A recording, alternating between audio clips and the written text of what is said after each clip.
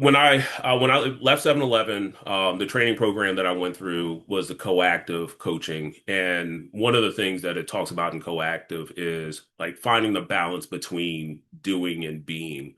So as you're applying for jobs, as you're doing all this stuff, there's a checklist of things that you need to be doing.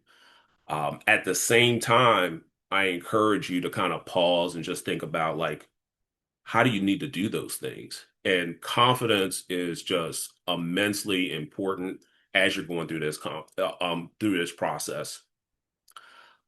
Being confident and understanding your self-worth is going to influence, your motivation to rewrite your resume, your motivation to reach out to prior colleagues, everything that you need to do in order to find this next opportunity. So if you're feeling less than confident, dedicate some time to just figuring out how you can get your confidence back. And there's a whole lot of things I can talk to you about regarding that at another time. That's something that you need some help with. But finding your confidence, reminding yourself of like all the successes and the wins that you've had over your career, and that companies would be fortunate to have you, is just going to make every step in this process so much easier. Um, One little thought about AI, I would feel irresponsible if I didn't talk about this. AI is a tool, and I'll call out that it can be dangerous.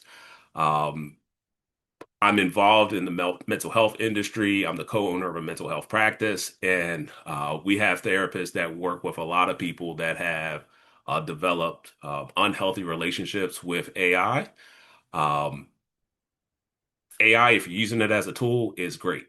If you're using it as like a therapist or as a friend, it has a little bit of risk. So I just layer that little bit of caution.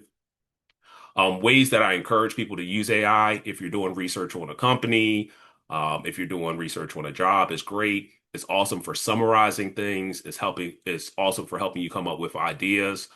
There is a little bit of risk when you're using AI that it makes you think that something is really good when it really isn't. So I always encourage people I'm working with to set like time limits where, hey, you're working on something for an hour, you're getting up, walking away, just to have a little bit of pattern interruption so that you don't find yourself, working on something and getting distracted and feeling like you're making a lot of good progress, but then realizing, hey, this is really off the reservation and not as good as I thought.